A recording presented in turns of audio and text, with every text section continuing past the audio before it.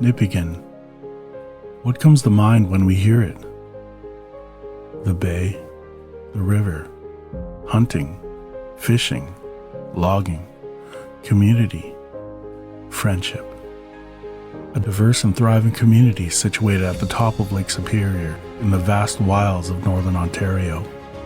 That all-encompassing word is the name of legend, famed the world over for its beauty, its wildness, its fish, renowned for its poetry that sings to us of the Nipigon, of the silence and the solitude and the power.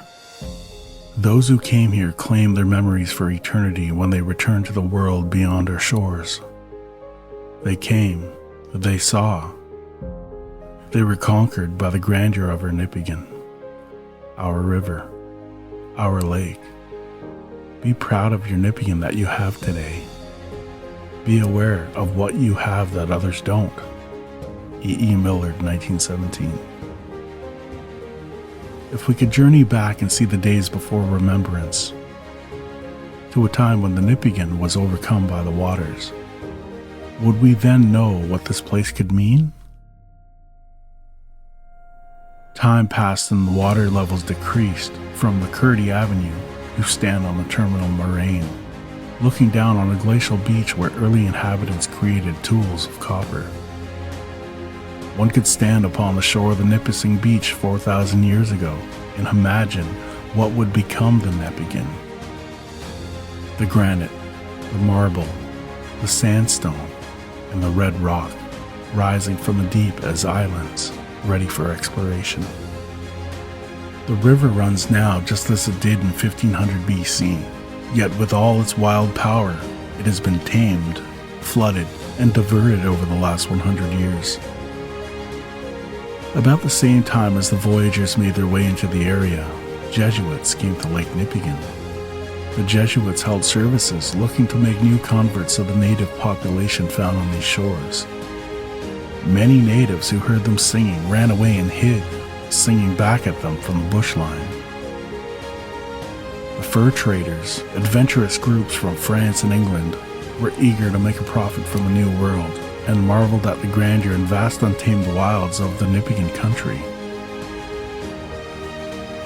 One can stand on the dock today and see what the fur traders saw so many years ago, as it was in the same location as ours today, only longer, and one could watch the full flow of the Nipigon River before the lagoon was created.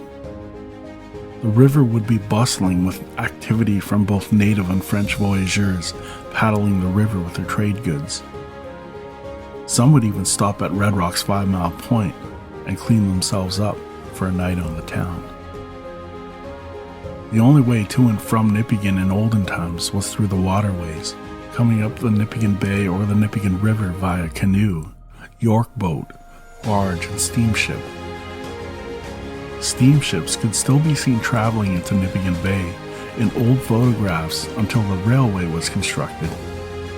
Eventually, railway became the preferred method of travel and shipping, as less and less steamships were seen entering the bay. In the railroad days, people often came to stay seasonally, with a small, courageous few choosing to battle the harsh elements of North Country living as permanent residents.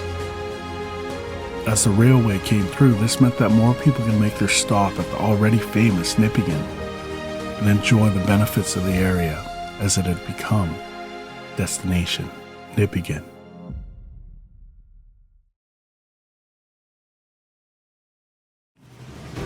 The Nipigon was chronicled the world over in poetry, legends, artistic works, and photography, and its name forged from the French, Lac de Nipigon. And by 1804, the natives called it Aminigon. In the 1870s, the name Nipigon was in general use, and finally by 1918, it was termed Nipigon. In the 1920s, one man came to Nipigon and chronicled its entire history and the area surrounding it. From the opening of buildings to the royal visit, the logging and pulpwood industry, the building of the Trans-Canada Highway, and the prisoner of war camp, to the daily life of the community. The man was Mr. E.C. Everett, photographer, entertainer, and entrepreneur. Everett had amassed a huge collection of photographs which are held today by the Nipigon Historical Museum. These photographs give us a glimpse into historical life on the 49th parallel and represent the capture of time impressed forever into photo paper. Far more than just a black and white image, they represent generations of knowledge, history, and story of the people that made Nipigon.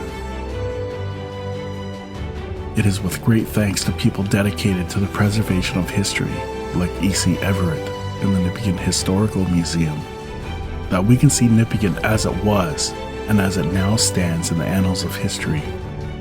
We can see over 100 years of change in moments, see what was then and what isn't today. Some places you may recognize, others you won't. But in touring the town, one can imagine the people and places that made this picturesque community unique. And others can still find a small few who were actually there in those early days.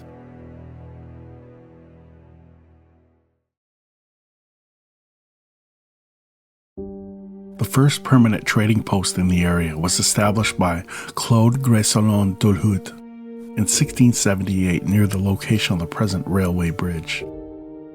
In those days, warlike fur trades were common between competing companies eager to prosper from the abundant wildlife found here. From Lake Nipigon down the river to the Nipigon Bay.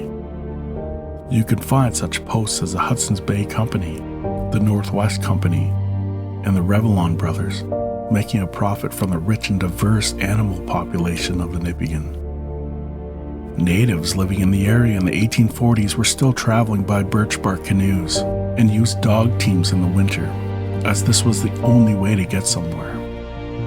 By 1858, the Hudson's Bay Company had built a post called Red Rock Post, attempting to head off other traders from going upstream.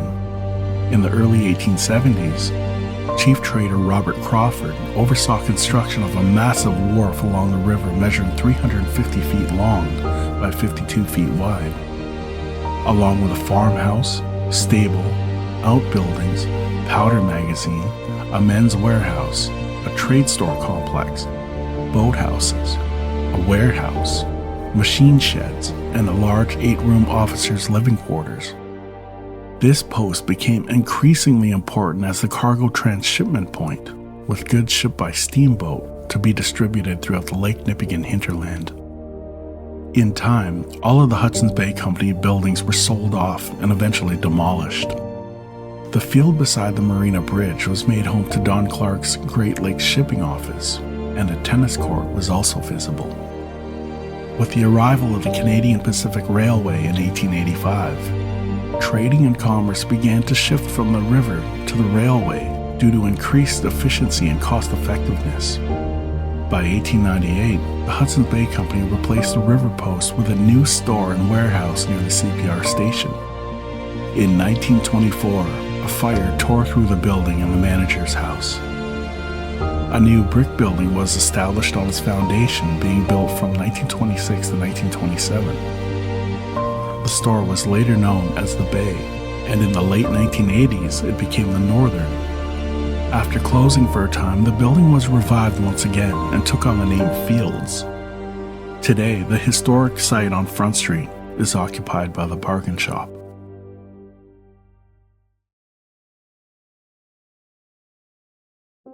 In 1871, some of the first names of Nipigon area residents could be found in recorded history through the census, such as Robert Crawford, Count Henry Delarond, John Watt, Francis Heron, Samuel Collin, William Wilson, James McCrae, James Marcella, Pierre Deschamps, the Carcajans, the Bouchards, and a host of other First Nation names ranging from Windigo to Katakalagard to Minnewanakawash.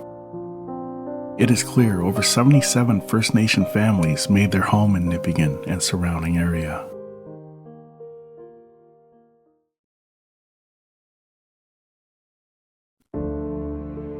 as the Canadian Pacific Railway made its way around the Great Lake. A financial crisis had halted the completion of the line at Nipigon in late 1884. The Northwest Rebellion was raging. CPR General Manager William Van Horn assured Prime Minister John A. Macdonald that he can get troops from Kingston and Quebec within 10 days to Qu'Appelle, Saskatchewan, if the funds to finish the railway were given. In reality, it would take months to construct a railway bridge over the Nipigon River. In the meantime, 3,000 soldiers had to slog through 10 miles of slushy ice across Nipigon Bay to Red Rock in April of 1885. Upon their return, a temporary trestle bridge made of white spruce pine poles was seen, and dwarfing them were the massive CPR stone towers. These stones, quarried from Verde Island, were put on a barge where they found permanence upon the Nipigon River. The bridge was rebuilt with heavier steel in 1923, and today the original stone pillars have been clad in reinforced concrete. With the coming of the Canadian Pacific Railway in 1885, a small train station was set up, and in 1929, a much larger building was constructed on the east side of the tracks with fir beams all the way from British Columbia, hardwood floors and a gable roof. Nipigon was proud of this railway station.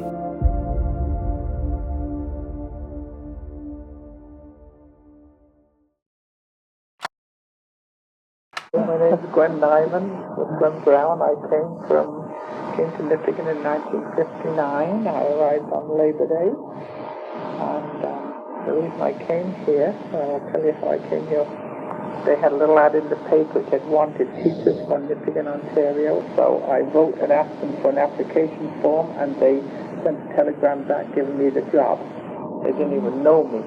So then I came on a boat over on the MS Italia, and it was all young immigrant people on the boat. So instead of coming straight to Nipigon, I went to Toronto first, and with some people I've met, and I came with one other English girl who was in that report. I didn't know her, but she had been hired at the same time. So they were hiring English teachers. They couldn't get teachers to here, so they just hired anybody willy-nilly from England. Then I took a train from Toronto up this way, and there was trees on either side of the railroad track, and I thought it was just like Yorkshire behind the trees. That was just the border of these big cities and buildings all the way along. So I just knew that was just like a border. Like we have trees beside the railroad track, and then you got, I didn't know there was nothing there. That was a big shock. It was a horrible shock. I hated it. So I got here, and I got off the train, and there was nobody there to meet me, and it was like 10 or 11 at night, and I'm standing here on Main Street in the dark. And people in Toronto had told me they didn't know I was going to hear. They said it was all, and I'll tell you what they told me. They said it was 6 bars on the Main Street, and some people said everybody lives in teepees up here. So I had no idea what I was coming to, and that was only 59, not very long ago. Right. That's amazing.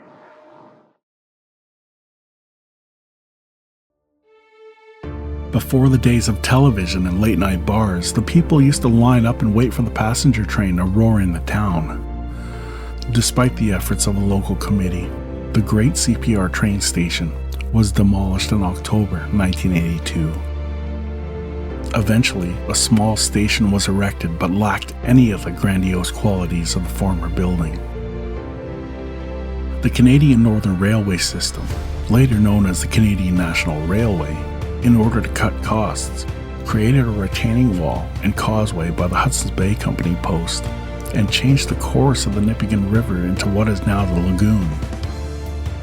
Work on this section was completed in 1914 and a station was built. The Transcontinental Railway became the CNR main line and turned north following the Nipigon River and up to Lake Nipigon. During World War I, 2 alleged spies were arrested carrying fuses, loaded revolvers, and code timetables in a plot to blow up railway bridges, including the bridge at Nipigon.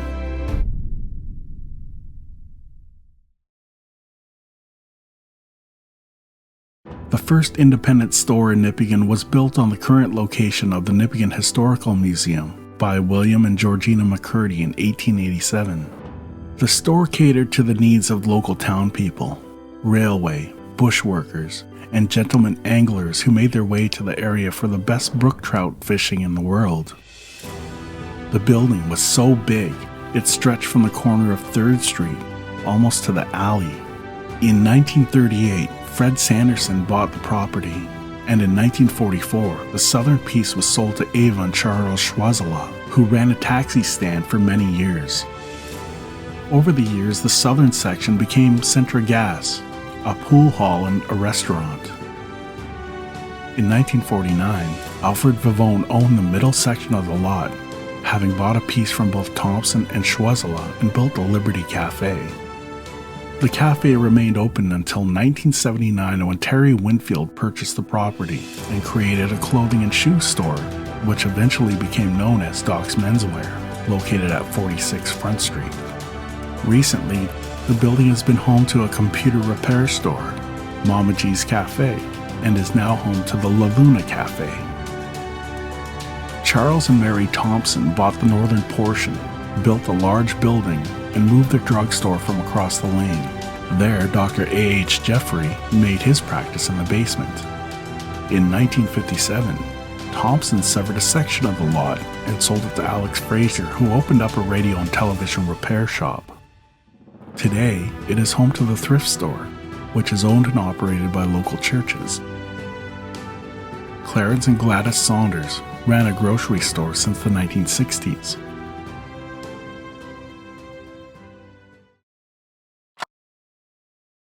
In 1972, drugstore, Morris Thompson was the druggist, Morris Thompson. And there was the office was over by the window there, and there's a magazine rack down here, and the air ducts for the heat. And we believe that somebody was looking through the magazines, and they dropped a cigarette in the heat duct and caught fire. And in the middle of the night, it came down, and this brick wall, it's just a brick wall down here, and it was red hot. Very heavy here. All the can goes off the front and took all the good stuff. Following the fire, the drugstore moved down the street beside the International Hotel, and Saunders bought the property and returned to full operation 2 years later.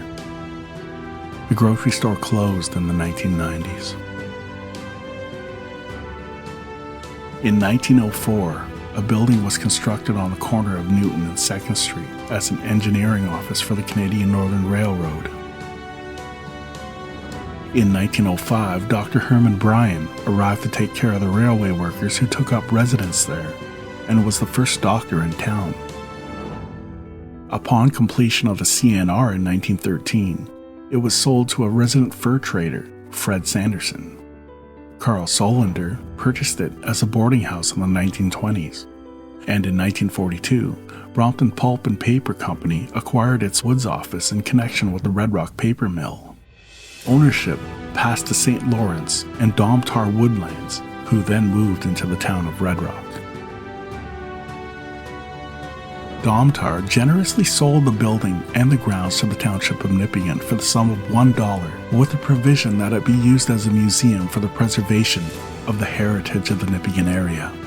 In June 1973, the Nipigon Historical Museum officially opened its doors to the public. On February 11, 1990, an early morning fire caused by a broken gas meter destroyed the museum. Thanks to the work of many volunteers, most of the artifacts were salvaged. In the year 2000, the township of Nipigon bought the Front Street building, and the Nipigon Historical Museum had a new home.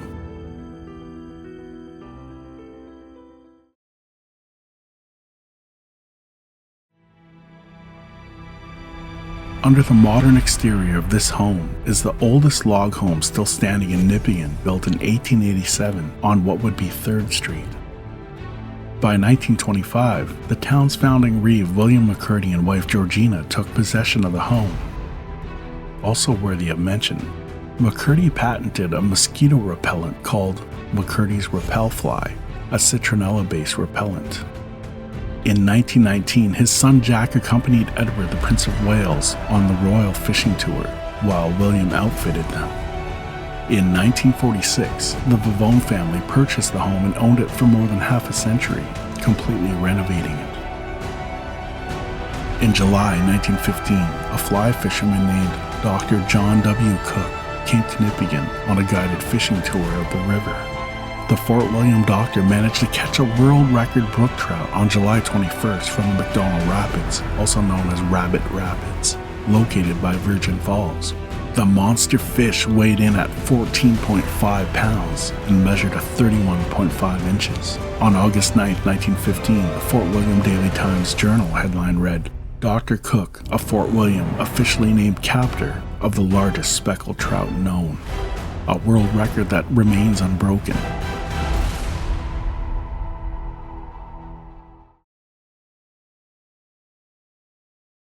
Many churches dot the town of Nipigon. And of these churches, the first to be built and hold service was in 1888 under the guidance of Anglican Reverend Robert Renison, who ministered at St. Mary's the Virgin from 1880 to 1894. Also worth noting that Reverend Robert Renison, whom one of our streets are named after, his oldest son, also named Robert, became the Bishop of Moosonee, and in later years became the Bishop of Toronto. The Reverend's wife and 6-year-old son Frank are buried in the small cemetery beside the rectory. The oldest stone in the cemetery dates from 1883, and the last recorded burial was in 1924. The cemetery also holds the bodies of 7 men who died in a tragic explosion around Auden on Monday, February 15, 1909, while constructing the Transcontinental Railway, and taken back by bobsled through 135 miles of ice and snow to Nipigon, and laid to rest in this cemetery. The men were killed while camping 15 feet into a rock. Nels Munson, foreman of the 9-man crew, accidentally struck a dynamite charge. When the debris was cleared, 4 men were found beneath and 3 mangled beyond recognition. 2 men survived the blast but could barely move an inch due to the fallen rock. It took 40 men 2 hours to dig the bodies out of the crater. The men killed were Nels Munson, foreman, Knut Lundquist, foreman's helper, Knut Nelson, Bjornset, Anton Gustafsson, Magnus Andersson, Oscar Lundgren, and Oscar Sablom. The men were laid in coffins for their grim journey to Nipigon. The original crosses that marked the men's final resting place eventually began to degrade and were handed to the Nipigon Historical Museum for preservation by Reverend Doug McClure. A memorial service was held for these men by the St. Mary's Anglican Church on their Sunday, February 15, 2009 service. Prior to the construction of Renison's Anglican Church, services were held at the home of Junior Chief Trader of the Hudson's Bay Company Red Rock Post, the 6'1" Irishman, Newton Flanagan, whom Newton Street is named after. The house, built in the French provincial style using a post and beam construction, believed to be built by Mr. Flanagan, may well be one of the oldest homes in Nipigon. Mr. Flanagan retired from service at the Hudson's Bay Company and moved to St. Paul, Minnesota in about 1892. The house changed hands many times over the years, with legal documents indicating transfer from the governor and the adventurers of England all the way through to the Shaftesbury clan in the year 2000, who planned to make restorations to its former grand character, and now occupied by Mr. Steve Gregorchuk.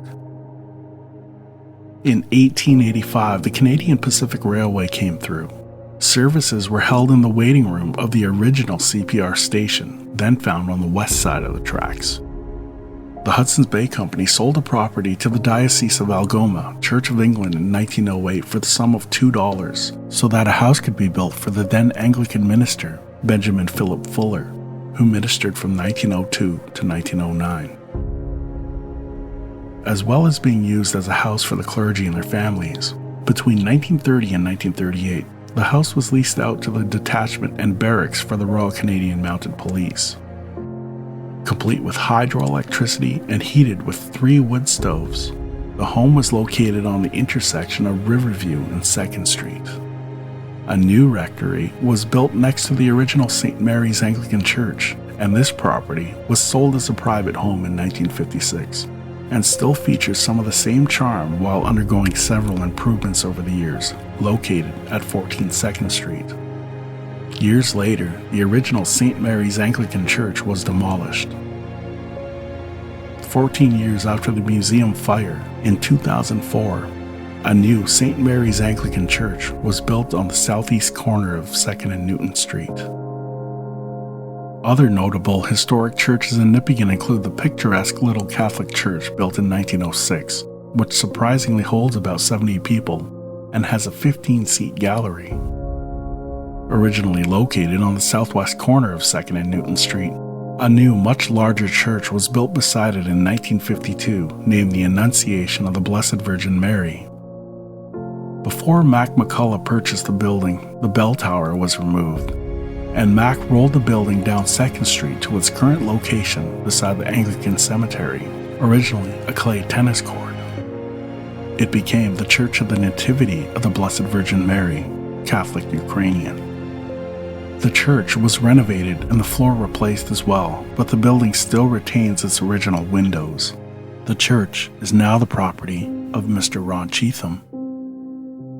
The Nipigon Presbyterian Church was built in 1899. William McCurdy, whom McCurdy Avenue is named after, built the wooden pews, and his wife Georgina played the organ, taught Sunday school, and formed the Ladies' Aid. Between 1920 and 1923, the church also doubled as extra classrooms for the public school across the street. In 1925, it became known as the United Church. On Christmas Eve, 1946, while leaning away reading a posting on the bulletin board, second-year Reverend Don Tansley narrowly avoided death as he rang the bell. It suddenly came loose, falling 30 feet and crashed through the floor in front of him. He wished to go on with the Christmas Eve service, but was urged not to by Dr. Jeffrey after remolding his nose. Oddly enough, later that same year, the bell was struck by a bolt of lightning. The bell can be seen today hanging above the sign at Grace United Church on 5th Street. In 1965, the Hydroelectric Commission purchased the building for Nipigon Hydro, while several businesses also occupied it over the years, including the local paper, the North Shore Sentinel. It also was home to a herbalist shop and the local dentist. This church was found behind the site of the Nipigon Inn.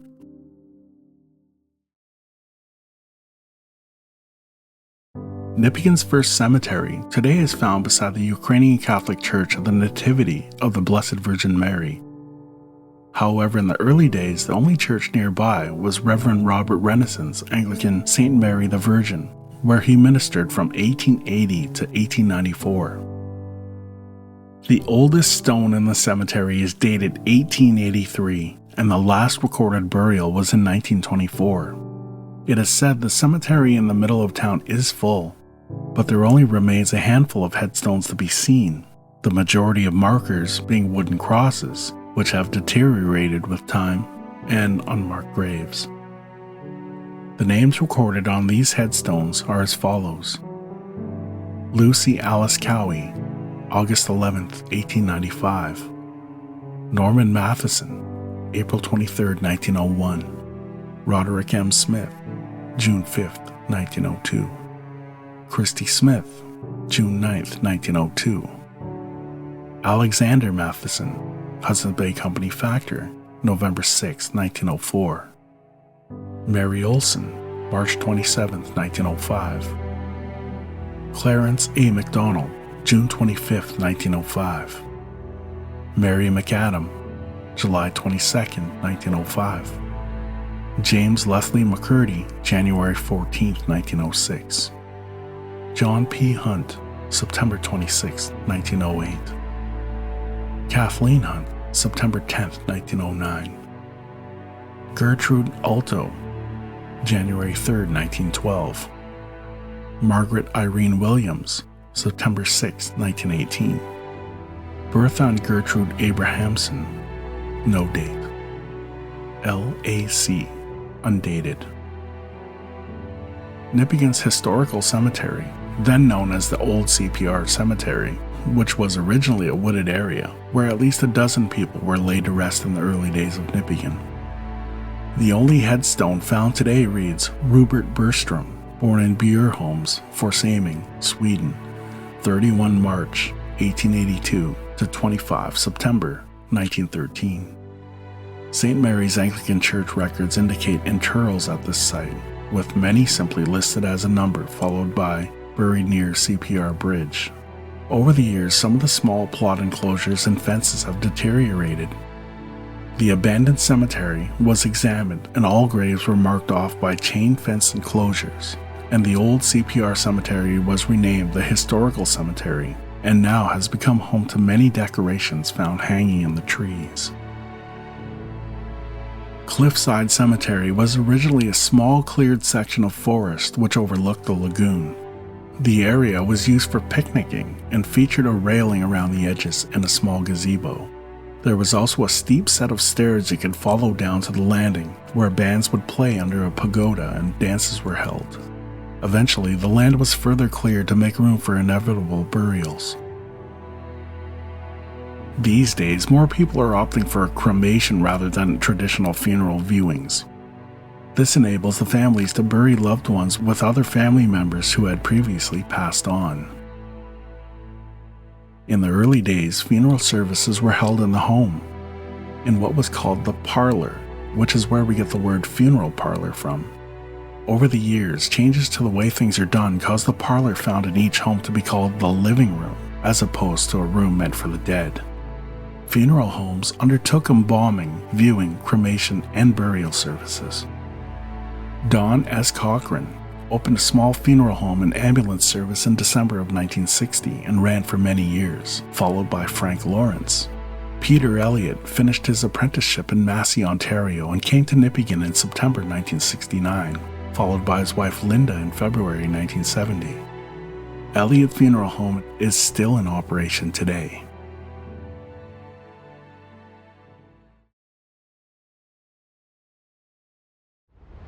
1890 saw the construction of a large wood-frame rooming house called the Taylor House, located on Front Street.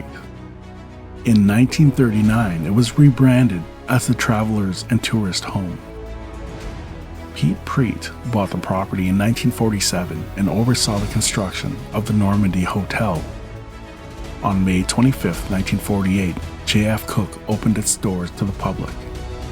The hotel was designed by Port Arthur architect George Blanchard, complete with an oak entrance, brick and stucco exterior. It made quite an imposing presence on Front Street with its modernistic design. One can still remember buying hunting and fishing licenses from the establishment. In the 1980s, Jim and Joanne Train were awoken by a guest at about 2:45 a.m. by the smell of smoke coming from an overheated dimmer switch on the back wall of the lounge, which connected to the train's living quarters.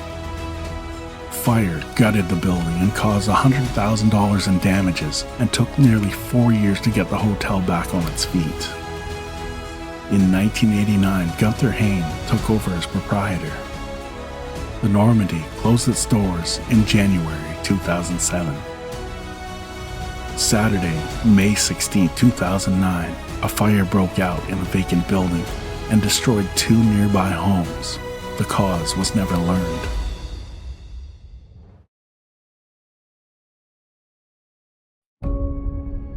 In 1893, a meeting was called between William McCurdy, Robert Renison, and Mr. Matheson, with the plan to organize the first school for all school-age children in the village. Lot 6, Block 1, a double lot on what would become 2nd Street, was purchased for $250 from the Governor and Company of Adventurers of England trading into the Hudson's Bay Company. The village of Nipigon constructed a 1-room log schoolhouse, and in 1898, another room was added, followed by another in 1909. With the increase of school-age children in the area, trustees rented the Presbyterian Church because of the overflow in 1920. In 1923, all the children were moved to the new consolidated school, and the schoolhouse was demolished. In 1953, a new building was erected which replaced the old municipal office and jail on First Street. For a short time, the new building also housed the town's fire truck. The Nipigon Fire Department is now found atop the hill on the corner of 5th and Bell Street. After considerable negotiations for an appropriate site, In 1923, a building was erected on what would be 5th and Bell Street overlooking Nipigon, costing $35,000. By 1925, high school students were also in attendance, then known as the Consolidated and Continuation School. As the community expanded, in 1947, several new classes and a gymnasium was added to the massive structure. In 1955, a new building was completed in the town of Red Rock, located across the Nipigon Bay, called the Nipigon Red Rock District High School, and all 79 school students moved to the new building. At this time, the name was officially changed to the Nipigon Public School, while in 1977, the name was changed once more in recognition of the longtime contribution of teacher and principal, and became George O'Neill Public School.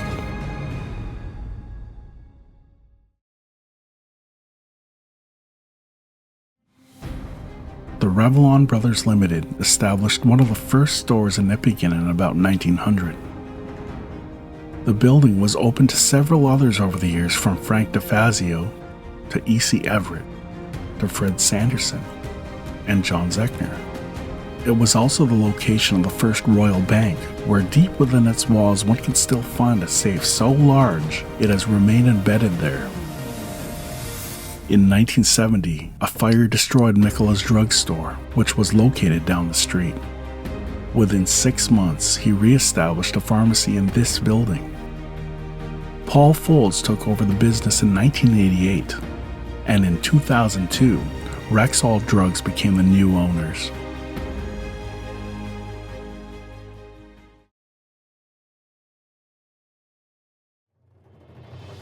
In the early 1900s, Nipigon pioneer Hjalmar John Sallow erected a pool room made of hand-constructed blocks on Front Street. Charles Thompson's original drugstore was housed here before moving across the lane. In the 1980s, it became home to Cassidy's Jewelers, followed by the Bake Shop, and now is home to the Edge Art Studio and Gallery. Several businesses were found in this block of buildings owned by a Mr. Pazook, such as Alex Frazier's Repair Shop, Flet's Video Store, Sam Chicatano's Barbershop, the Elite Cafe, the Bay, the Cow Palace, and Kelly's Clothing Store. Originally the Dewdrop Inn on one side and Atwell's Pool Room on the right, the Dewdrop Inn Cafe operated for many years and eventually was replaced by Sportsman's Steak and Burger.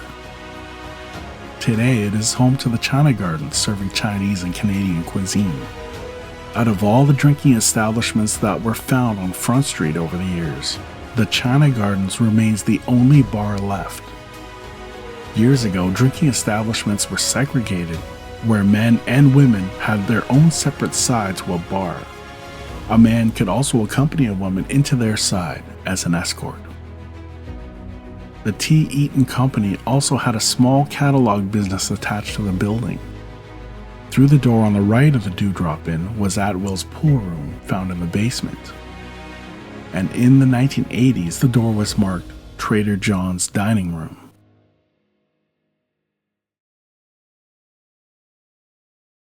Construction of the International Hotel began in the early 1900s under a Mr. Keenan, and by 1905, the International Hotel was pictured complete standing beside the Revlon Brothers building. The building burned down January 22, 1954. The Nash once again was enveloped in flames in 2009, resulting in the loss of yet another historical site.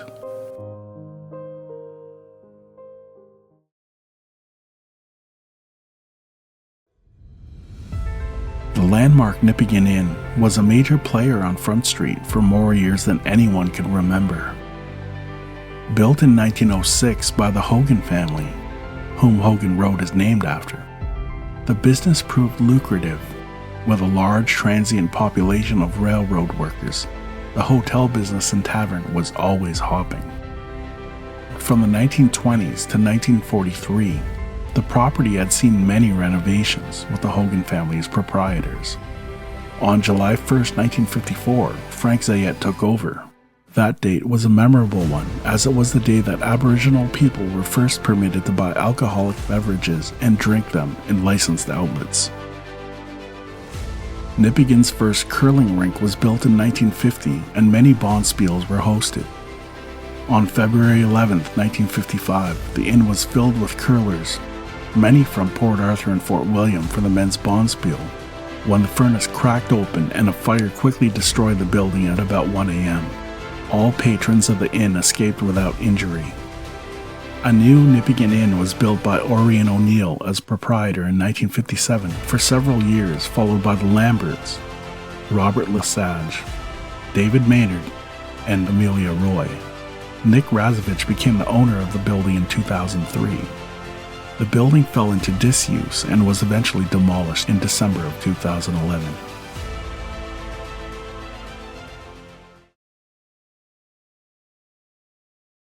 In 1909, the township of Nipigon became incorporated, and the Northwest Company donated the property to the town for a jail. At the back of the building, one could still see the 10-inch thick walls made of stone and cement used to house those who broke the law. This little building also served as the police station, municipal building, and courthouse, and issued welfare checks and sold radio licenses. In 1953, the town office had moved to a new location on 2nd Street. Dr. Summerlee renovated and expanded the building. He practiced medicine there for 30 years, and many townspeople still remember him. Upon his retirement, the building was converted to a preschool, and then a flower shop where high schoolers would get their corsages. Today, the building at 33 First Street is known as the Flying Post First Nation Indian Band, who represent the displaced peoples from the Timmins Groundhog River area with approximately 236 members, many living in the Nipigon area.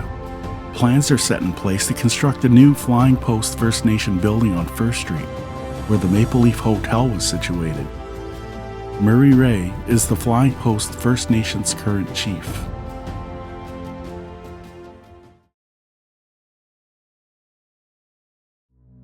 A 3-story hotel and boarding house was built in 1909 by the Olsen brothers and named the Scandia House, which featured the Alku Cooperative Restaurant before it was moved to Railway Street. In the 1930s, men riding the rails and transient workers could count on filling their bellies before getting back on the train. The Scandia House was bought by Alan Gerlach, who removed the top 1.5 stories, converting it to a family home. He retained the original style of the hotel by keeping the 10-foot tongue-and-groove hardwood ceilings. The former public school principal, George O'Neill, and his wife Marion bought the home in 1946. Years later, it was owned by the Collins and the Delachucca family. The home operates today as a bed and breakfast by Tasha Sutton and James Anderson.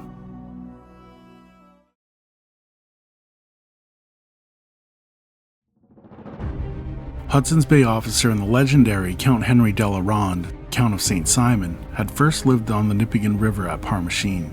The fur trader, believed to have purchased the bell for St. Sylvester's Church, had bought a house built by a Port Arthur carpenter named Leach around 1910. Moving up the hill in 1927, the Dampier family bought and renovated the home, and in 1954 it changed hands again to Mac McCullough, who owned it until 1976. In about 1982, it became the home of the Rowley family, who still live there today. The home is found on the intersection of 1st and 2nd Street.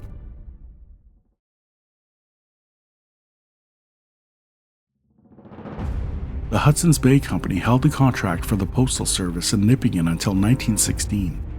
Alice Barker, formerly a Rossport schoolteacher, became the postmistress at this new site, keeping it open 6 days a week and meeting the mail trains that would come in twice every day. Miss C. Bliss owned the building and rented it to the post office for about $90 a year.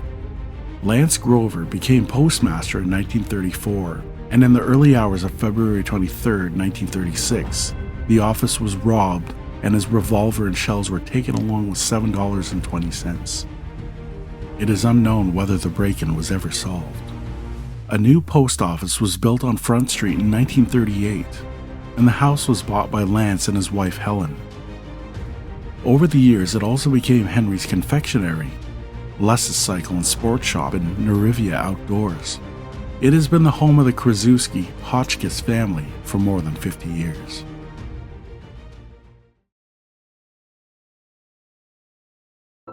Elvin C. Everett came to Nipigon in about 1920, being an agent for Tip Top Tailors, with his wife who delivered many babies in Nipigon, was a commercial photographer, and operated his first store in 1921, which was found on Front Street, called the House of Everett. The store sold everything from knickknacks to necessities and everything in between, including his photographs. The Everetts lived in the house behind the store. The House of Everett was a large building in the 1940s. The Olympia Cafe took up residence alongside. On March 1, 1946, the store burned down. Everett's store then moved down the street and in later years moved to other locations around town.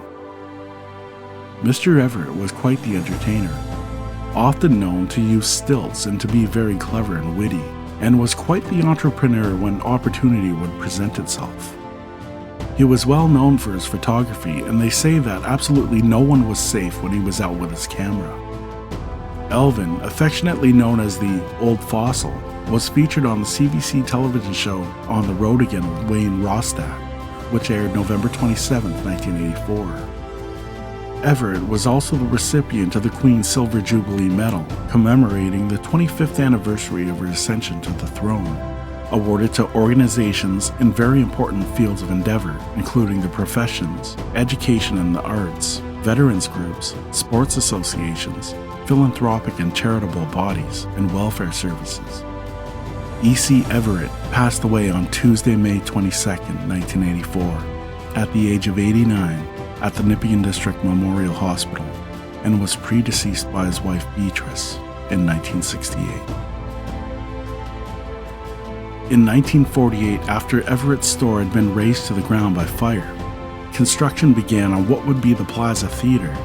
The very first movie to play was the color film My Wild Irish Rose, starring Dennis Morgan and Arlene Dahl. Many would remember taking a date or going with the family to see a movie while the smell of buttery popcorn was adrift on the air when the doors of the ticket booth was open. In 1990, Don and Diane Martin bought the theater and kept it open until 2001, when it shut its doors for the last time. Today, the building is vacant with possible plans of converting it from a movie theater to a place to see theatrical plays. Only time will tell.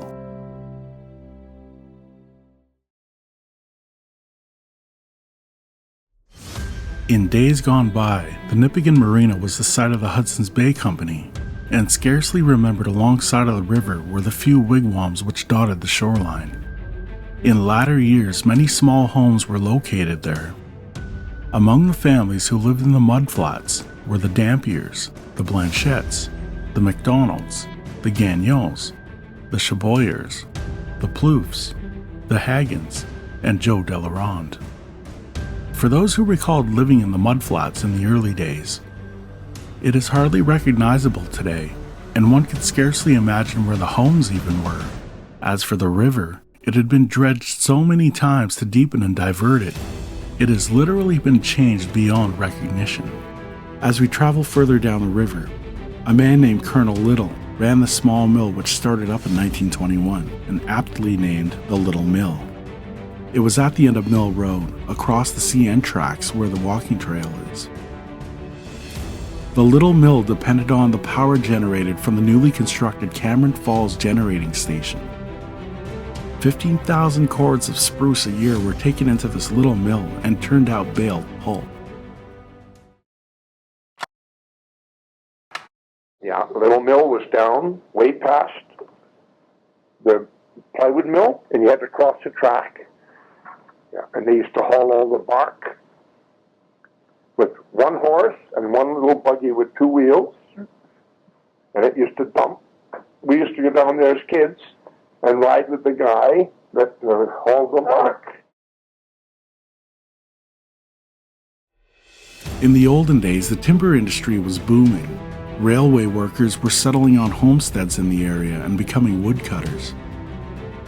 Bushmen would cut on Lake Nipigon and drive the logs down the Nipigon River and the Black Sturgeon River out to mills for processing.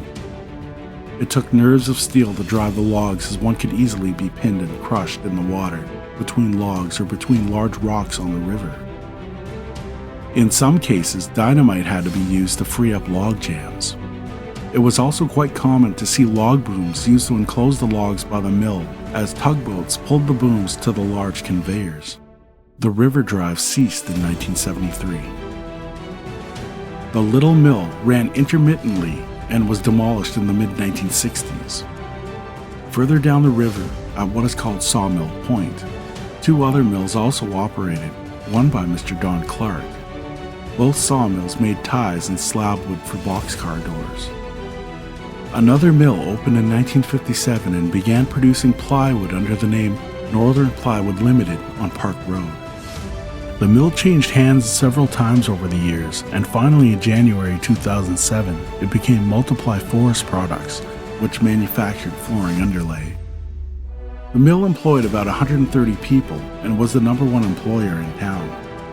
Sadly, on February 7, 2007, the town was dealt a devastating blow as a fire started by a lathe and quickly burned out of control. Employees escaped without injury, but the town was soon drained of its reservoir as for the next 2 days, many explosions were heard, even across the bay, and one could see the fire from Red Rock. By February 9th, the 50-year-old mill was no more. An empty field is all there is left today, used by local log trucks for parking.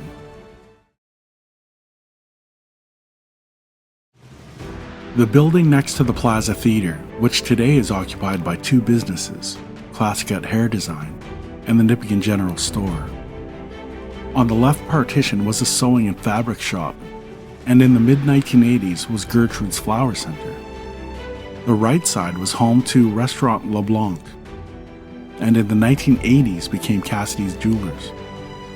The empty lot next door was once home to Lespi's Bakery, and then became the site of the Bank of Nova Scotia for a short time.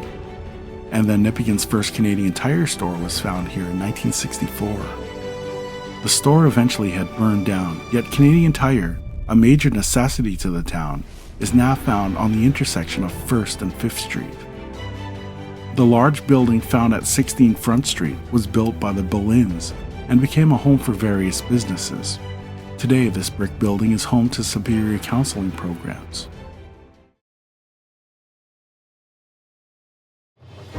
Directly facing the tracks on Front and 5th Street, Miss Boleyn operated a clothing store out of this building in the 1980s, while the other side hosted many businesses over the years, including a bowling alley found in the basement, a video store, and today is the location of Yes Employment Services. On the right-hand side of what was Boleyn's clothing store is a small property, which in 1969 was a craft store operated by Miss Cody. Over the years, it became JD Beauty Salon, and more recently is home to Studio 155. To the left of Boleyn's is a private home built in the 1950s, which was once Arvo Payu's office, and then Pankovich's shoe repair. The building was also used more recently as Ovid's tax office. Just next to this building is found a private home turned into a fine photography and portrait studio, print business, and art gallery owned by Art Laframboise, cleverly named Art by Art.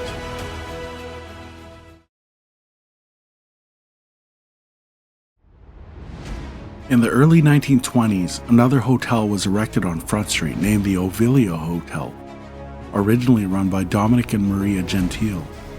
Built in 1926, it was first started with the construction of living quarters, and then added a beverage room, and in 1937, a pool hall and ice cream parlor were added.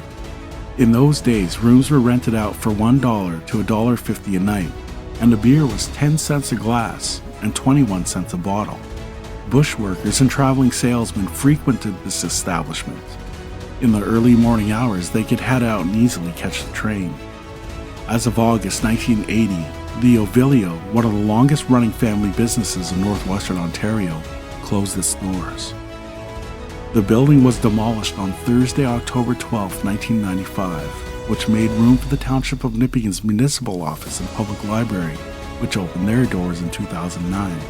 Along with the new building, the paddle to the sea park was constructed, complete with a grand waterfall.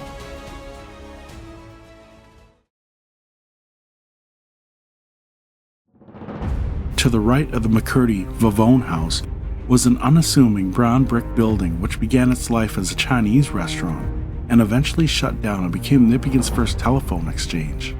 The building also became home to the Nipigon Public Library for many, many years. And with the opening of the new Municipal office, the library moved across the street to its current location. The building was recently demolished.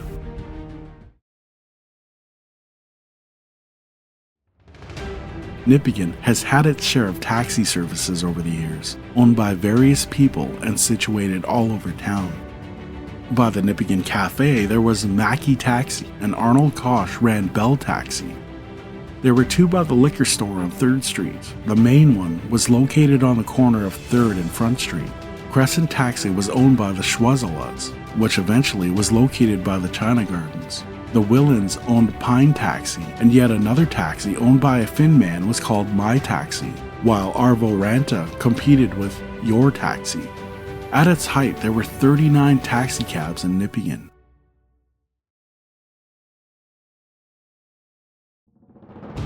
The first building in this section of town was a large white building, which was the community hall built by Arvo Payu. This was a lively meeting place in the early days. The hall was also known as the Palace Theatre, the place to watch silent films and listen to the piano, while weekends were jumping with dances.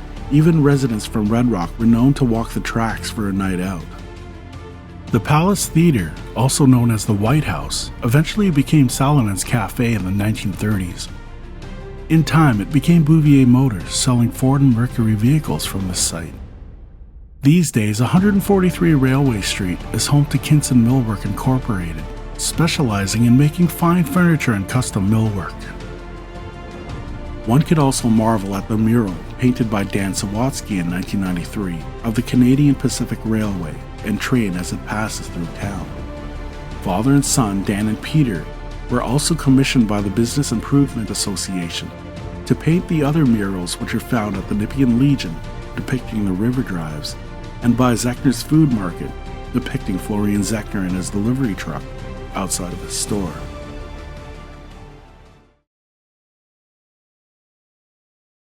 The first service garage in town was built by Arvo Payu in 1925 and found on the intersection of Railway and 5th Street. It was located in the parking lot section in front of the Nipigon Legion. The garage became the Imperial Esso service station and the General Motors dealership, while in the 1930s Charles and Frank Gerlach bought the business. In the winter of 1937, record snowfall amounts caved in the roof of the garage, and Arvo rebuilt it for the Gerlachs. It stayed in their family for the next 40 years, and with their younger brother Henry, Hank, taking over in 1952. Over the years, it has housed the Nipigon Red Rock Gazette, a thrift store, a pool hall, and a pop shop.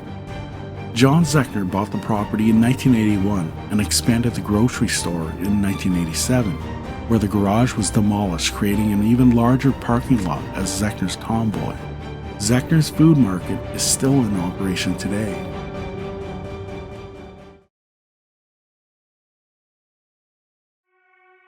Originally found on the north end of Front Street beside the Taylor House, Nick Sallow ran a butcher shop and grocery store, where one could also purchase gasoline and other products. In the 1920s, this brick building also became home to the first co-op store in town, as the price of food and clothing was on the rise, and Nipigon residents formed the Consumers Co-op store. For the sum of $5, an individual can buy one share in the co-op. Eventually, the store was moved across the tracks to Railway Street, opening its doors in 1926 and ran for the next 25 years. In 1959, the Zechners bought the co-op building for their business, Marshall Wells Hardware. Other stores at that location have sold furniture, crafts, and baked goods. In 2002, a resource center for families and a jewelry store occupied the location, while today it is home to the Children's Aid Society and the Nipigon Red Rock Gazette. Attached to the back of the co-op was the Nipigon Bottling Works, built in 1912, where Tom Larilla and his son Toivo later ran the bottling business from 1923 to 1969.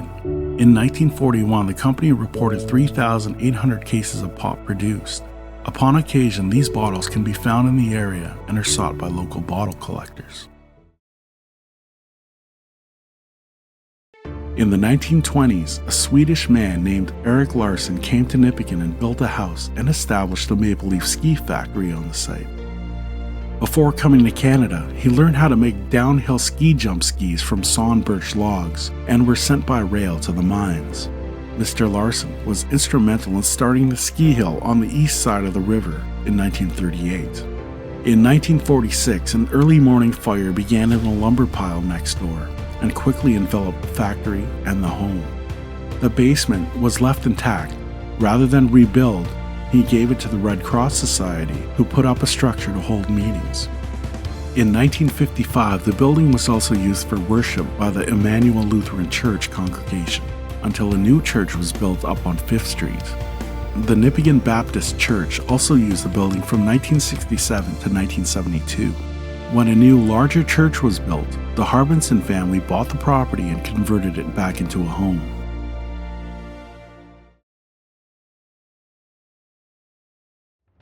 By 1920, a road had been established from Port Arthur, Fort William, now Thunder Bay, to Nipigon and extended up the Settlers Road to Cameron Falls. Eventually, the highway was shifted into the town of Nipigon, and a bridge needed to be constructed to connect east and west, thus creating what we now call the Trans-Canada Highway. Back then, it was called the King's Highway, but most people often called it by the name of the town it went to. For example, Port Arthur to Nipigon, the Nipigon Highway, or the Port Arthur Highway. In those days, the Trans-Canada Highway was far from finished, and the northbound Hearst-Toronto Highway would not connect at Nipigon until around 1945. Until that point, it was the only way to Toronto before the southerly route was created. In 1963, the highway was finally completed with a dedication ceremony and christened the Trans-Canada Highway. Yet persistent drivers did actually slog their way through construction zones to their destinations. As for the bridge, this was a monumental task. In shortest possible terms, Rainer Construction began the job hammering the steel cofferdams into the riverbed by steam-powered pile drivers, and concrete piers were put in place. The bridge stands 100 feet above the Nipigon River and spans 827 feet across the gorge, and was completed in the fall of 1937 with a ribbon-cutting ceremony on September 24th, officially connecting the highway. In 1941, the highway from Nipigon to Port Arthur was finally paved. Also worthy of note, the Veterans Guard was put on duty to protect the Nipigon River Bridge from possible attack from hostiles during World War II, following the foiled plot to destroy Nipigon's railway bridge in the First World War. Guards were also found at Virgin Falls protecting the dams. In 1974, reconstruction took place on the bridge. A new suspension bridge, the first of its kind in Ontario, at a cost of $106 million and designed by Marshall Macklin Monahan, was being planned. Construction of the first two-lane bridge westbound began in July 2013 by Bott Construction and Ferrovial Egremont. The 246-foot high bridge was completed and opened on November 29, 2015. Priestley Demolition Incorporated was tasked with dismantling the old bridge to make room for the second identical two-lane bridge. With only one two-lane bridge completed, on January 10, 2016, freezing conditions and heavy winds caused improperly tightened bolts holding the shoe plates to shear off as the cables pulled the bridge up by 60 centimeters, grinding travel to a halt. The next morning, a single lane was opened to ease congestion. A quick fix was made by pouring thousands of kilograms of concrete to pull the structure back down. On February 25, 2016, both lanes were open for opposing traffic once again. The eastbound set of lanes and cables stabilized the bridge as designed and was completed at the end of November 2018. Along with the bridge construction, the township also erected a 40-foot tall lookout tower in the same style as the newly completed Nipigon River Bridge and features an exhilarating 360-degree view. Today, improvements to this area are still being made.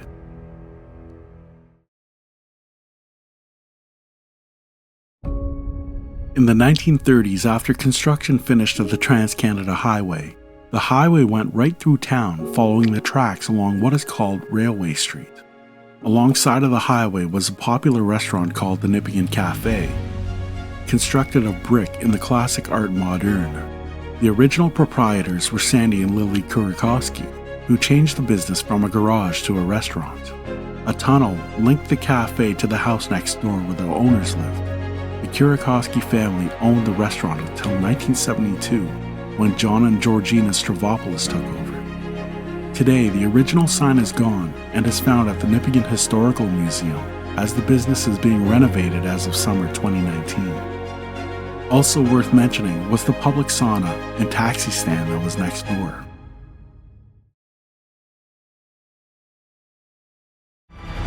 Situated by the 5-point intersection was Clark Motors in the 1950s, selling Chevrolet and Oldsmobiles, followed by Riverside Motors. Competition was found up the hill in the form of Bouvier Motors, which sold Ford and Mercury vehicles. In time, the building was host to many businesses such as Let's Rent a Video, the Nipigon Red Rock Gazette, Subway, and Max. Today, this building is being renovated. Upon John Sallow's retirement in 1930, he graciously donated his farmland to the future Red Cross development of the Nipigon Memorial Hospital. The Red Cross raised enough money from their drives for the construction of the hospital in 1948.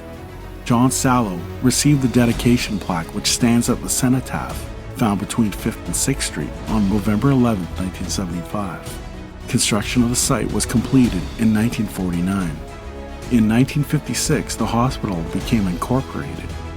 As time went on, a northwest branch was added, complete with an emergency room and nursery, while on the farthest end of the building, older residents would live on a permanent basis. In January 1993, the Nipigon District Memorial Hospital opened its doors on a brand new site, found between the top of 1st Street and Hogan Road, on Dr. Jackson Hughes Drive, featuring the Jackson Hughes Medical Center, the Nipigon Ambulance Center, and an on-site helipad.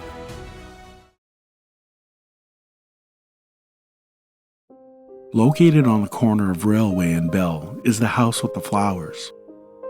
This was originally the home of Mr. Ranta, who opened it as a boarding house. Tragedy struck on February 11, 1961, when one man was shot dead in the basement, and the other committed suicide immediately following. The house was eventually purchased by the witty Reynard Abrahamson, who has taken great care of the property and is well known for a stunning garden beside the four-way stop.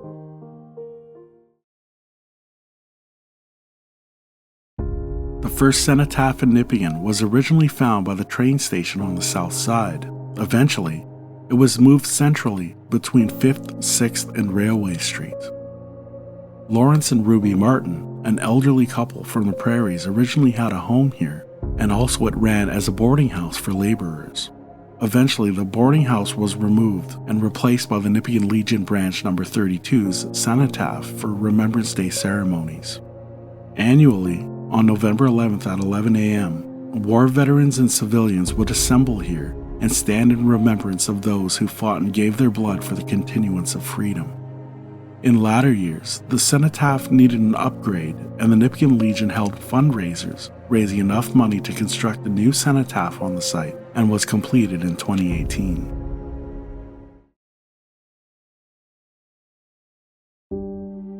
Count Henry Delarond, HBC officer. William McCurdy, 1st Reeve. Robert Renison Jr., Bishop of Toronto. Al Hackner, World Curling Champion 1982 and 1985. Erwin Nickel, Hockey Hall of Fame inductee 2006. E.C. Everett, photographer, poet, and entrepreneur. Jory Zechner, television and singer. Dee McCullay, television and filmmaker. Cheyenne Havorka, singer and songwriter. Richard Harvey, mayor and accomplished scuba diver.